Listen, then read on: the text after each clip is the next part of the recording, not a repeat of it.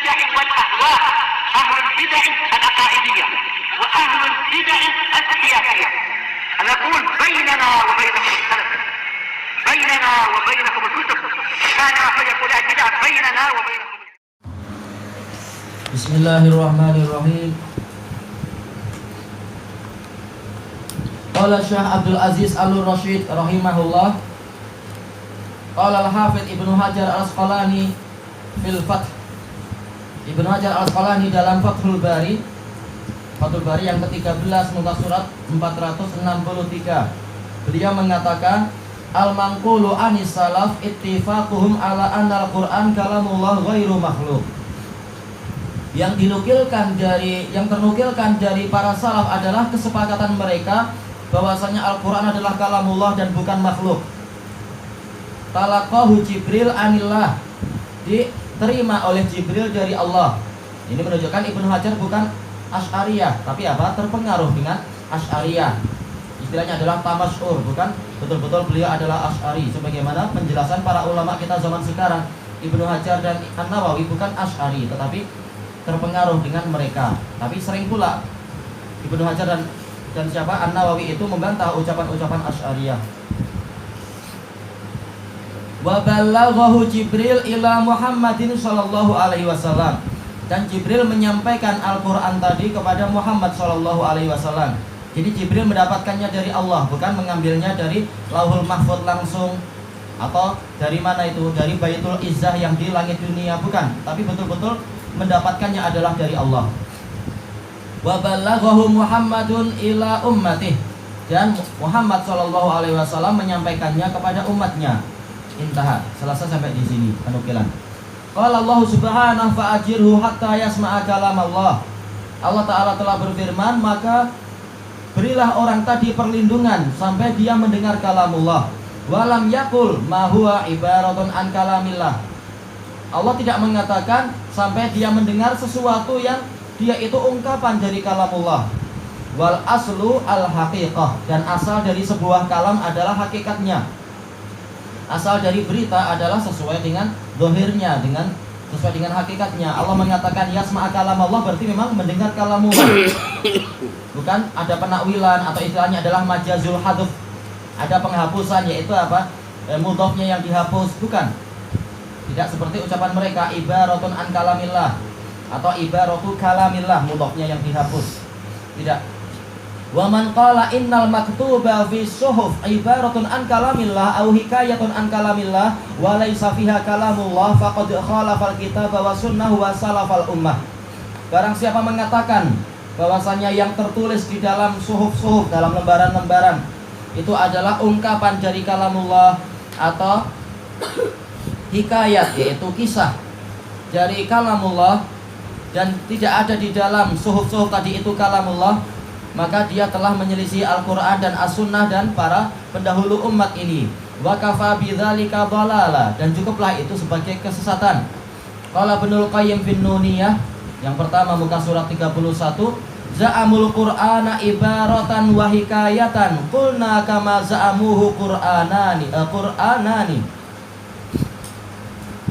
Mereka menyatakan bahwasanya Al-Quran itu hanyalah ibarah dan hikayat dari kalamullah. Maka kami akan berkata sebagaimana, yaitu kami konsekuensinya akan berkata sebagaimana yang mereka nyatakan, berarti Al-Quran itu ada dua.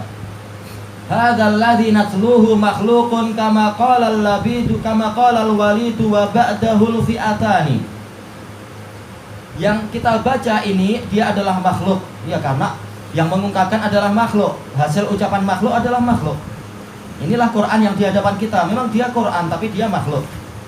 Dan Quran yang kedua adalah yang di atas sana, di Lauhul Mahfuz barangkali, atau yang di dalam zatnya Allah, tergantung apa yang diinginkan oleh Asy'ariyah tadi. Taib. Sebagaimana ucapan Al-Walid. Al-Walid ini adalah Al-Walid Ibnul Mughirah yang disebutkan di dalam dalam surat Al-Muddatsir itu, yang mengatakan bahwasanya in hadza illa qaulul bashar. Ini adalah ucapan ini tidak lain kecuali ucapan manusia saja. Taib. Wa ba'dahul fi'atani, dan setelah itu ada dua kelompok. Wal akharul ma'nal qadimu faqaimun bin nafsi lam yusma' minad dayyani. Dan Al-Qur'an yang lain adalah makna yang qadim, makna yang sudah ada sejak dulu. Kalau makna yang sudah ada sejak dulu, maka dia itu ada di dalam jiwanya Allah. Tidak didengar dari dan kalam tadi tidak akan didengar dari Allah Ta'ala. Jibril sendiri tidak dengar, tapi dia tahu apa yang di dalam jiwanya Allah. Baik, wa daliluhum fi dzalika baitun qalahu fi ma yuqalul akhtalun nasrani. Dan dalil mereka tentang pembagian Al-Qur'an tadi adalah suatu bait syair yang diucapkan sebagaimana yang dikatakan, yaitu oleh al-akhtal, yang orang yang Kristen tadi. Ternyata belajarnya kepada orang Kristen tentang agama kita. Ini memalukan. Itu pun kalau memang betul penukilan dari akhtal tadi. Tapi Ibnul Qayyim sudah kasih syarat fi ma yuqal. Seperti yang mereka katakan, sebatas apa yang mereka katakan. Kita lanjutkan, walau kana ma fil mushafi ibaratun an kalamillah wa laisa huwa kalamallah lamma hurrima alal junub wal muhdits masuh. Seandainya yang ada di dalam mushaf itu hanyalah ungkapan dari kalamullah dan bukan dia kalamullah, niscaya tidak diharamkan untuk orang yang junub dan orang yang berhadas untuk memegangnya, menurut pendapat jumhur. Nah, sementara kebanyakan Asy'ariyah mereka mengatakan orang yang junub dan orang yang berhadas haram untuk memegang mushaf. Maka kita berbicara sesuai dengan madhab mereka. Berarti kalian katakan berarti ini adalah bertolak belakang dengan akidah kalian. Kenapa tidak boleh pegang? Toh dia adalah makhluk juga. Dia bukan kalamullah yang suci. Dia cuma makhluk. Kenapa nggak boleh dipegang? Walau kana ma yaqra'ul qari'u laisa huwa kalamallah lamma hurrima 'alal junub. Seandainya apa yang dibaca oleh qari itu bukan kalamullah, niscaya orang yang junub tidak diharamkan untuk membaca. Kalau tadi memegang, sekarang membaca. Sebagian ulama diantaranya adalah Syafi'iyah, mereka mengatakan bahkan orang junub membaca pun nggak boleh walaupun tidak pegang Al-Quran, membaca apa yang dia hafal. Baik. Lalu kenapa ini tidak boleh? Toh itu yang kita baca ini makhluk. Dia sekedar sekedar ungkapan dari kalamullah, bukan kalamullah. Balil Qur'anu kalamullah mahfudun fis sudur wa makru'un fil alsun maktubun fil masahif. Bahkan yang benar Al-Quran adalah kalamullah. Sama saja dia itu dihafalkan di dalam dada, ataukah dia itu dibaca dengan lidah, ataukah dia tertulis di dalam mushaf. Kama qala Abu Hanifah fil fiqhil akbar, sebagaimana dikatakan oleh Abu Hanifah dalam fiqhul akbar wa ghairuh, dan yang selainnya.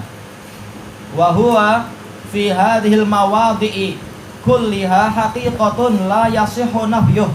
Dan Al-Quran di semua tempat tadi, yaitu ketika dibaca, ataukah dihafal, atau ketika ditulis, semua adalah hakikat, tidak boleh kita nafikan.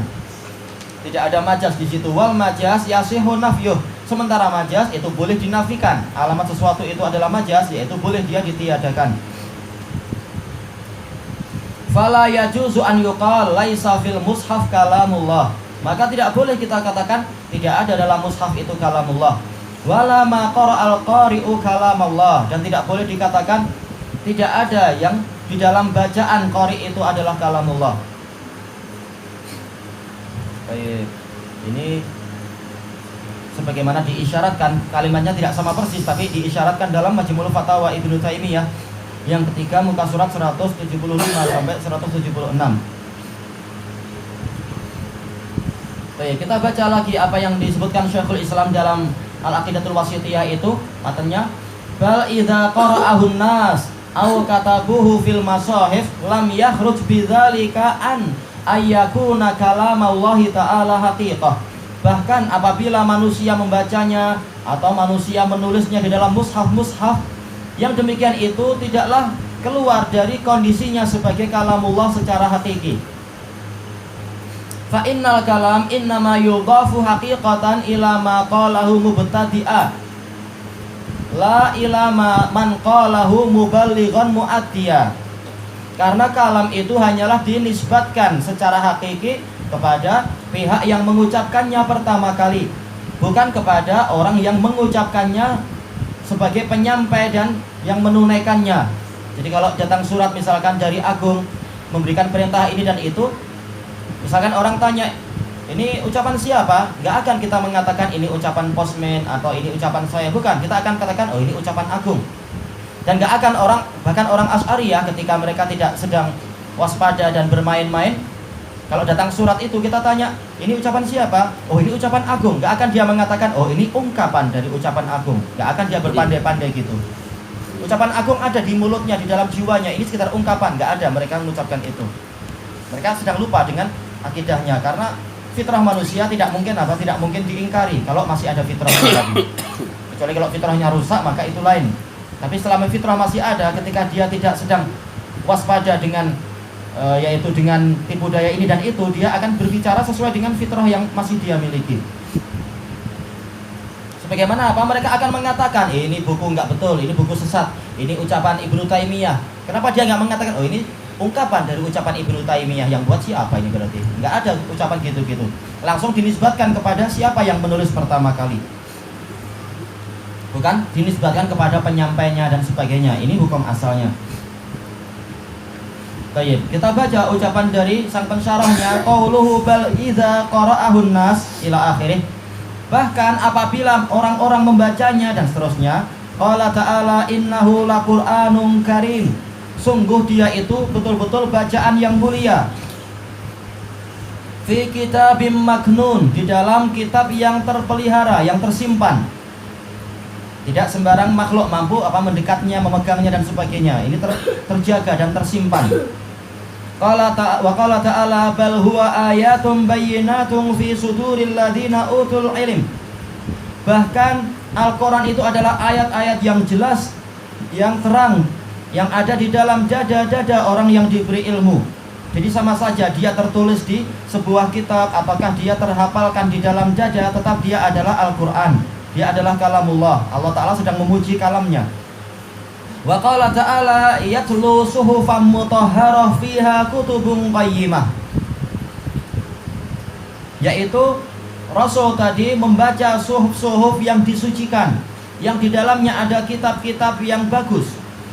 Wa fi hadits Ibnu Umar radhiyallahu anhu maqal naha Rasulullah SAW an yusafara bil Qur'an ila ardil adu makhafatan an yanalahu bisu. Rasulullah SAW melarang untuk Al-Quran dibawa safar pergi ke negeri musuh, karena Rasulullah mengkhawatirkan nanti para musuh itu akan berbuat jelek kepadanya. Baik, adapun sekarang diperbolehkan untuk apa? Untuk dakwah. Berapa banyak orang di negara kafir yang membaca Al-Quran kemudian masuk Islam, dan itu diperbolehkan dengan apa? Ijma' para ulama. Karena apa yang dikhawatirkan sudah tidak terjadi. Secara umum orang-orang kafir tidak akan merobek-robek Al-Quran dan menghinakannya dan seterusnya secara umum. Kecuali apa? Orang yang munafik i'tiqadi seperti Rafidhah, mereka tidak akan malu-malu untuk melakukan itu, menghinakan Al-Quran dan sebagainya. Mereka memang lebih buruk daripada Yahudi dan Nasara. Wa hadzal hadits rawahul Bukhari wa Muslim. Dan hadis ini diriwayatkan oleh Bukhari dan Muslim. Bukhari nomor yang ke 2990, sementara Muslim nomor yang ke 1869. Tayyib ila ghairi dzalika minal adillati dallati ala anna al-Qur'an kalamullahi haqqan. Dan dalil-dalil yang lain yang menunjukkan bahwasanya Al-Qur'an adalah kalamullah secara hakiki. Haitsu talahu talun au hafizahul hafizun au katabahul katibun. Kapan saja dia dibaca oleh orang yang membaca, atau dihafalkan oleh orang-orang yang menghafal, atau ditulis oleh para penulis, dia adalah apa? Dia adalah kalamullah. Wa huwal mu'jizah bilafdhihi wa makna. Dia itu mukjizat dengan lafadznya dan maknanya. Semuanya adalah mukjizat.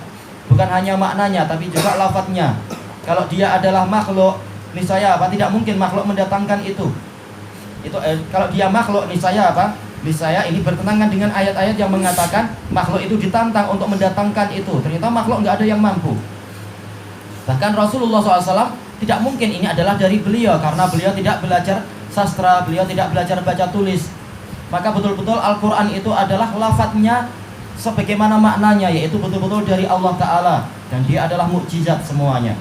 Tayyib ilahuna wallahu a'lam.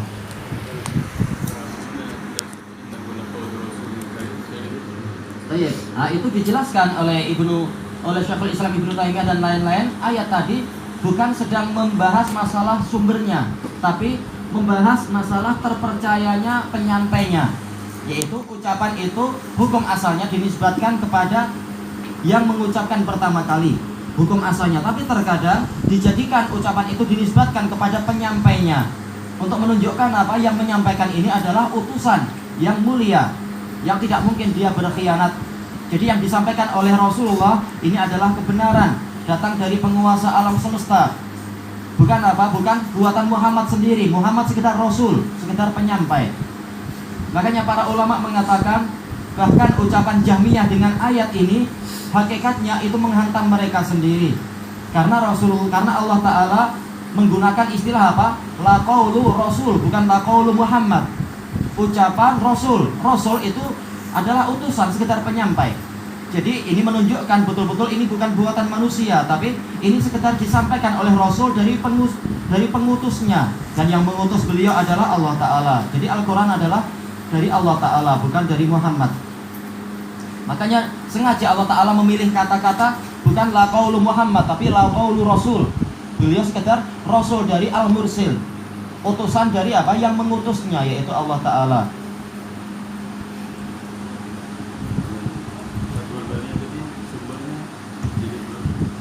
Fathul Bari tadi yang pertama muka surat 285.